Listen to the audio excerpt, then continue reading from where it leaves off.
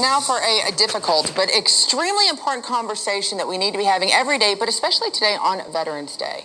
Now, according to the Department of Veterans Affairs, an average of 17 veterans take their own lives each day. This is a number that for years has been much higher than the rest of the population. And the statistics are even worse for younger veterans. Now, the VA says there are over 44 suicides for every 100,000 veterans between the age of 18 and 34. So to talk about the conditions that lead to these numbers and what can be done both by society and we ourselves to help save those lives of those who have served us, we turn to Dr. Norman Freud. Thank you so much for joining us, Norm. Thank you, Doctor. Okay, let's start off. On Veterans Day, we remember our veterans, but we also look at all the issues that surround that these veterans have to deal with once they come home. Unfortunately, this is the only day. Yeah. But for those who kind of think that they have served and the trials that they face, where are we failing our veterans the most when it comes to mental health? I think it's important, and I'm grateful that you said that today we honor veterans, but we need to honor them every day of the year because they are here to serve for our country and our safety.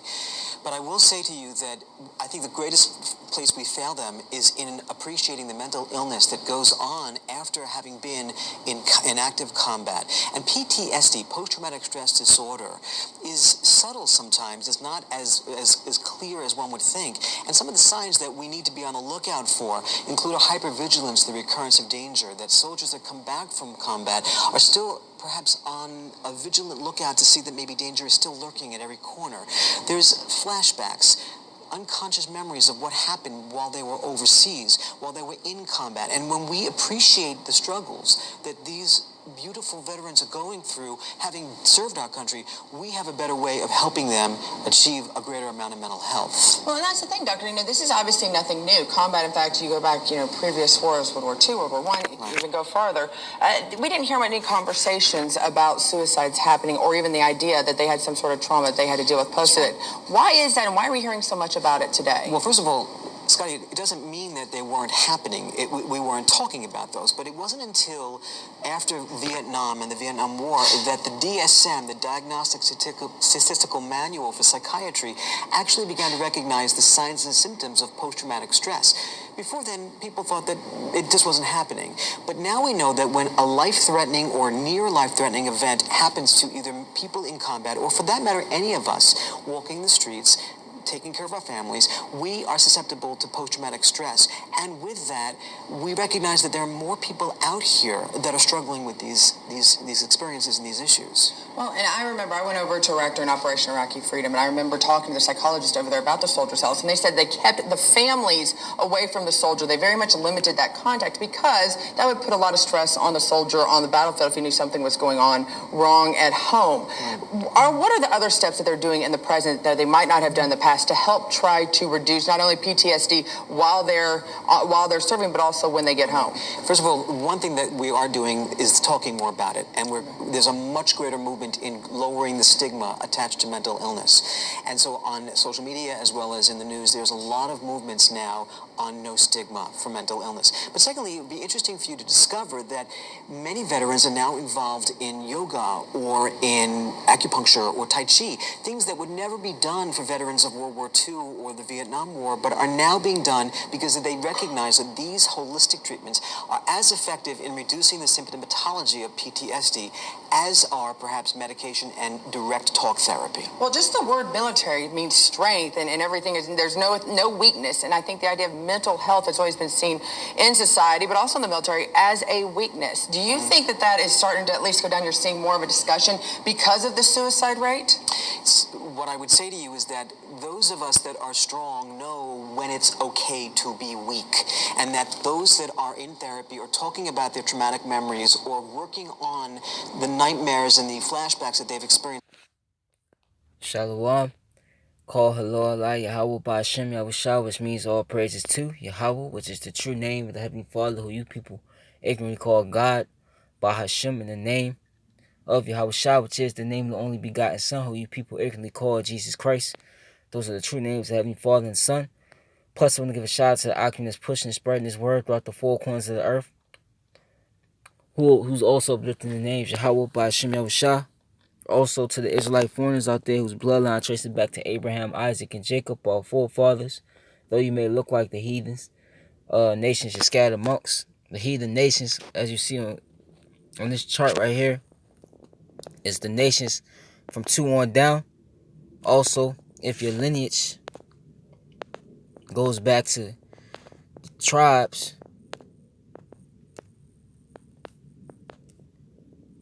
through the man, and these tribes through the man, and if your spirit bear witness with this word and this truth, and you can receive it to the Israelite foreigners, if this does apply to you, man or woman, you are Israelites, though you do look like the heathens. To the few, Aqua, you sisters that do listen and learn, Shalom. To the elect of the nation of Israel, wherever you may be scattered throughout the four corners of the earth where this word is going out to, Shalom to you as well.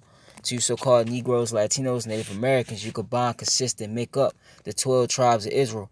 You are the Hebrew Israelites, the chosen people, the Most High Yahweh, and His only begotten Son, who you ignorantly call Jesus Christ, Yahweh Shah. And yeah, you saw the video. Basically, let me pull it back up. It says U.S. veterans and their mental health crisis. And as you saw in the beginning of the clip, well, you see it right there on the screen. It says 17 veterans commit suicide every day, while 40,000 veterans remain homeless, man. Wow.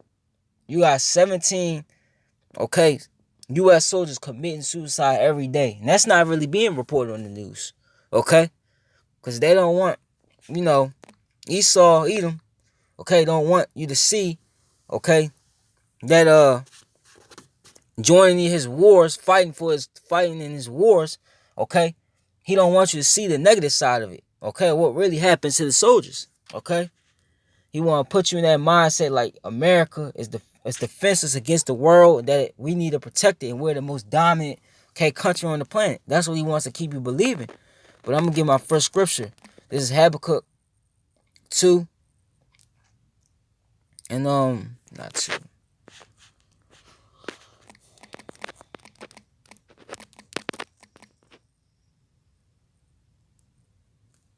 It says, I started always in the 5th verse, Habakkuk 1 and 5. Behold ye among the heathen, and regard and wonder marvelously, for I will work a work in your days which ye will not believe, though it be told you.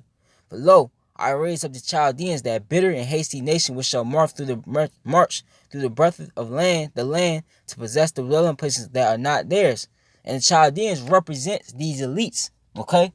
But this could apply, to right now, to Esau, Edom right now, right?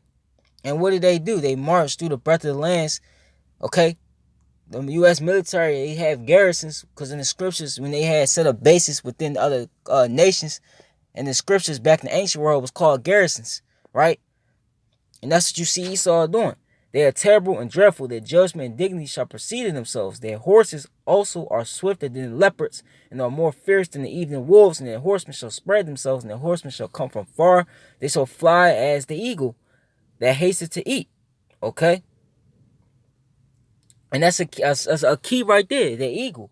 If you look up the eagle, the eagle, what you gonna see? The American flag behind it. Okay? You know what I was talking about. You see it on the currency. You see it on the what? I believe the quarter. You see the American eagle. Okay? So it's you get the point, man. But in this verse right here is going into what? The military, man. Esau's Air Force, Esau's tanks, Esau's submarines, Esau's, soldiers, very own soldiers, man. Okay? They shall come all for violence, their faces shall sup up as the east when they shall gather the captivity of this sand. Okay? And that's what they do. They gather the resources, they gather the mindset of the people. Okay? Just anything. Just suck up everything dry, man. Okay? And that's what Esau has been doing with his military for so long, right? This is Isaiah 47. And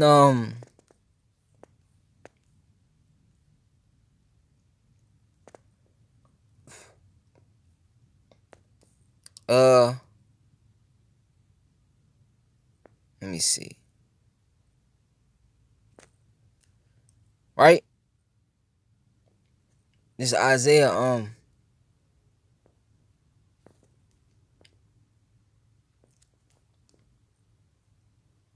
47 and 7. It says, and thou saidest, I shall be a lady forever, so that thou didst not lay these things to thy heart, neither didst remember the latter end of it. Okay? And it says, therefore, here now that now this that giveth pleasures. Let me skip down to the 10th verse. For thou hast trusted in thy wickedness, and thou hast said, none seeth me. Thy wisdom and thy knowledge had perverted thee, and thou hast said in thine heart, I am, and none else beside me. And how and what caused that pride and that arrogancy? Okay, of the United States is the military, because you could ask any so-called U.S. citizen, okay, in this country, you could ask them, what do you think about what's going on in the Middle East? You got America trying to confiscate Syrian oil unlawfully, and Russian them. What do you think about Russian them? What they're gonna do to America? They ain't gonna do nothing. They can't beat us. Okay, nobody could defeat the United States military, which that's prophecy that they'll do that, right? It's prophecy um that Esau, the people, the minds of the people, including Esau, Edom, and the so-called white man, will be in that mindset. Okay, this is Obadiah. They believe that no other country, even though they're falling, even though the military, the men of the military, they're committing suicide, they eat on drugs, okay, they're obese, okay, they're I'm not gonna use that word. They're a part of the LGBTQP movement, okay, on down, man. The weapons that they're using is outdated, okay. They're still gonna be like this. This is Obadiah 1:1. Thus the vision of Obadiah, thus said the Lord Yahweh concerning Edom. Because this whole book, the whole book of Obadiah is basically on the nation of Edom. Okay? Thus the vision of Obadiah, thus said the Lord concerning Edom. We have heard a rumor from the Lord, and an ambassador is sent among the heathen. Arise ye and let us rise up against her in battle. That's what you're seeing. The nations is rising up, increasing militarily, increasing their economy, even though their economy is going to fall, okay? They're falling, okay? Especially when America falls, because they're withhold, how do I put it? They're basically, okay, still somewhat standing because America's up, okay? It says, behold, I have made thee small among the heathen, thou art greatly despised. And that's what you're seeing. America is despised around the world, even by its own allies.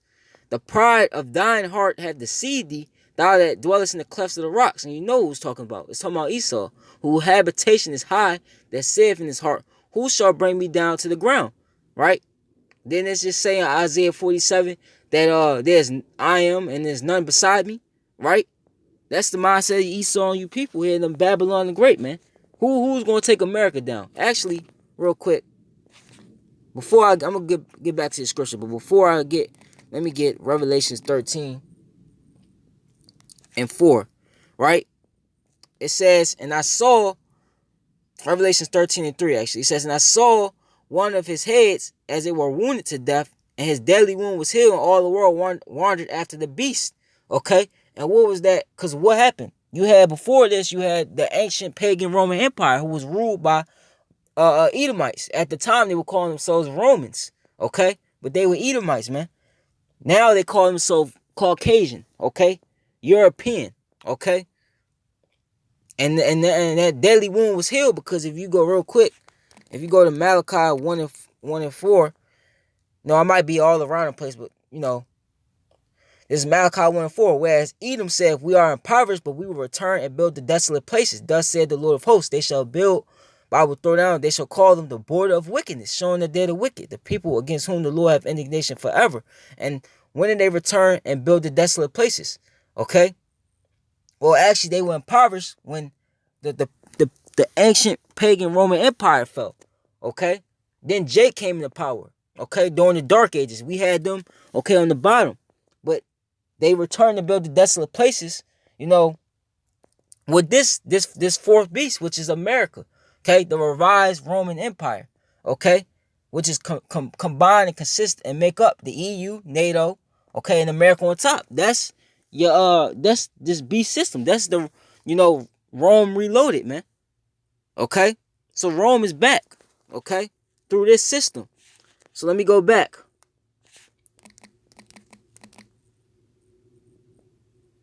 Revelations 13 and 5, right? And 4, actually. It says, and they worshiped the dragon. Okay, this, you know what it's talking about, which gave power onto the beast. And they worshiped the beast, saying, who is like unto the beast? Who is able to make war with them? Right? And that's the mindset of people. Who's gonna make war with the beast, man? Who's gonna make war with America, man? Who's gonna take down Edom, man? Okay? That is your mindset. Now let me get Obadiah 1 and 3.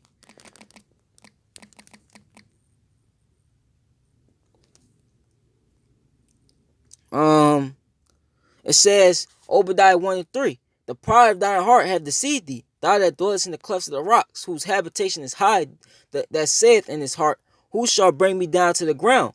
Right? Just like it said, who shall make war with the beast? You know? Though thou exalt thyself as the eagle, and though thou set thy nest among the stars, thence will I bring thee down, saith the Lord. Okay? So, you was able to go around, you was able to, one, to put the Israelites in a captivity and put them in this lower state, which was all of the hands of the Lord. He used you, okay? And once you did that, you went around the world and you put all these nations in subjection, okay? So now, you set your nest amongst high, man. You being you used to be the so-called superpower. Now that's coming to an end, man. Your military used to be the strongest. That's coming to an end, right? Let me get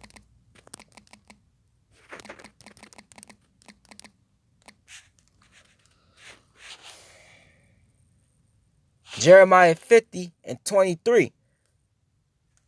It says, I'll start at 22. It says, a sound of battle was in the land of great destruction. That's World War III. And many other things. The plagues, okay? The race wars, okay? Class wars, civil war, whatever, man. How is the hammer of the whole earth cut asunder and broken? How has Babylon become a desolation amongst the nations? Okay? And that's what's happening.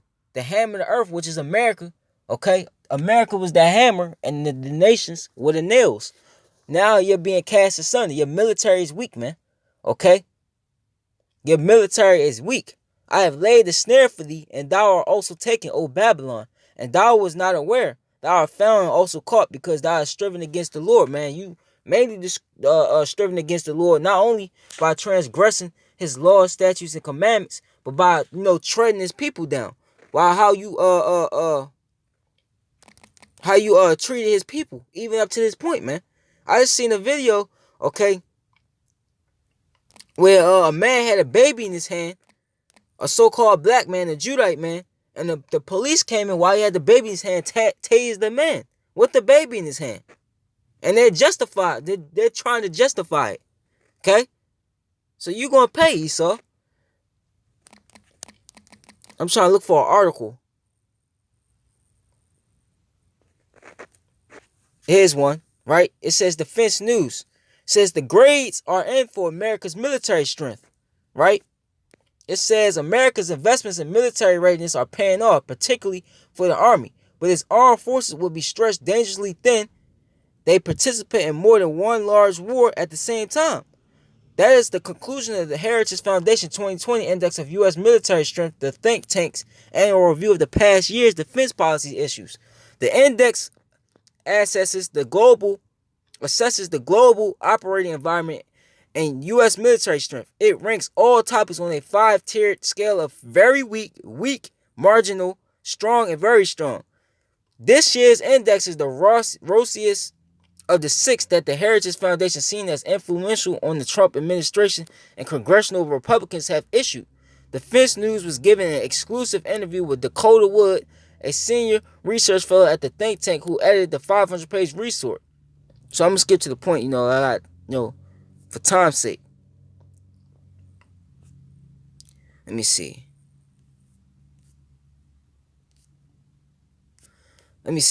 It says, however, America's military still falls short of the ability to fight 2 major wars at the same time, with Wood calling it basically a one war force. would praise the efforts of the Army and Marine Corps to transform themselves to face both a great power competition and a tighter budget environment, but said America must still address existing vulnerabilities. Let me see. Here it is. It says the report judges each service in 3 categories: capacity, capability, and readiness. Before offering a final score overall, the report ranks each of the 4 services as marginal, essentially a C grade. That's an improvement for the Marine Corps from the previous year where it was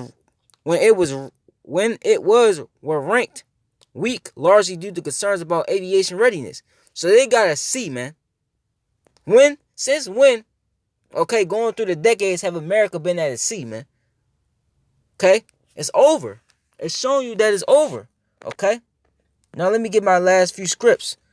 This is back. I'm gonna get Isaiah, because thou is striven against the Lord and his people. So now he's taking you down militarily, man. It's Isaiah 14 and 4. That thou shalt take up this proverb against the king of Babylon. And the kings of Babylon right now is these elites. Okay? These 13 elite banking families, man. It says, and how have the oppressor ceased, the golden city ceased. The Lord had broken the staff of the wicked, you Edomites, and the scepter of the rulers. He who smote the people in wrath with a continual stroke, he that ruleth the nations in anger, is persecuted and none hindereth. Okay? And that's what's happening.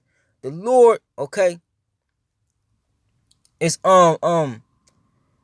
taking you down, man. He's breaking your power structure. He's doing it many ways. Your economy, your the morality of the people, and what? Your military, man. Okay? He's taking it down. Hell from, I'm gonna skip to the 9th verse. Hell from beneath is moved for thee to meet thee at thy coming, if stir up the dead for thee. Even all the chief ones of the earth, they are raised up from their thrones, all the kings of the nations. All they shall speak and say unto thee, art thou also become weak as we? Art thou become likened unto us? Thy pomp, the pride, right, is brought down to the grave, and the noise of thy vows, the worm is spread under thee, and the worms cover thee. How art thou fallen from heaven, O Lucifer, son of the morning? Okay? Talking about these elites. How art thou cut down to the ground, which didst weaken the nations? Okay? Now you're being cut down to the ground, man. Now you're that weak nation. Okay? Because these elites use America to spearhead their agenda. America is the head HQ of you Edomites. This is Job 18 and 12. Right?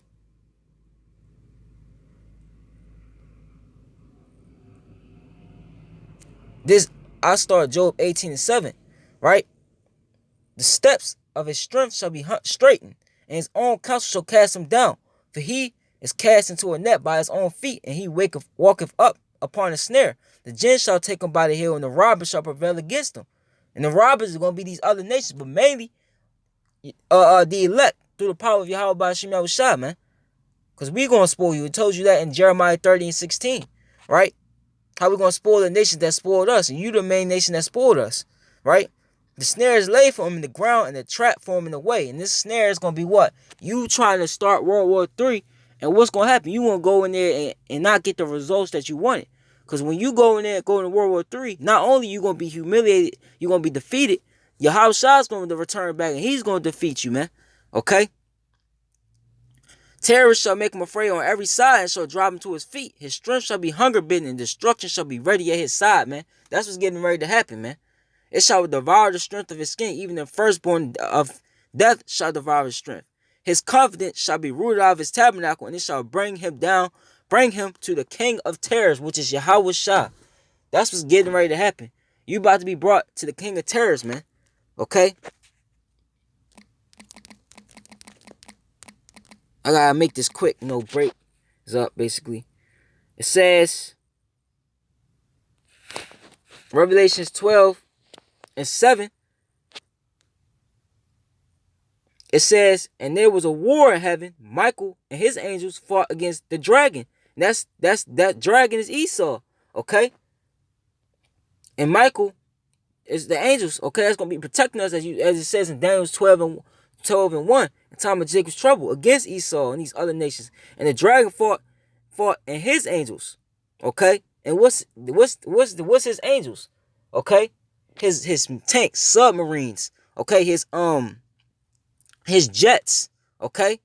All these are Esau's angels.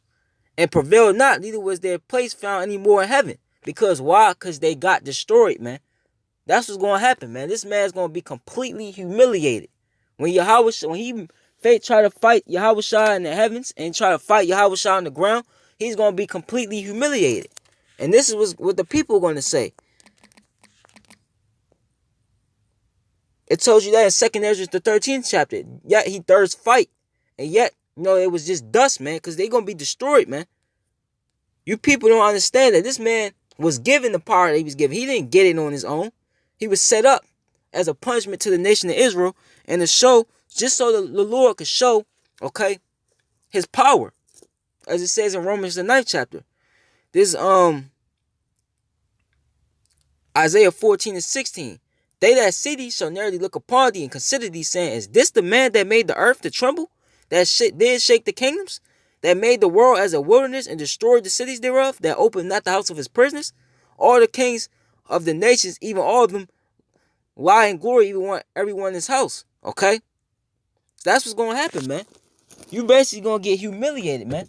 The Lord is going to destroy you. He's going to destroy your system. Then you're going into captivity for 1,000 years under the Israelites, man. Starting with these elect, man. Okay? And then you're going to be done away with, man. This is what we living in. Okay? So, Yahweh Ratazah is edifying. Call Halal Allah Yahweh Ba'ashim Shah. Shalom to the elect. Shalom to you.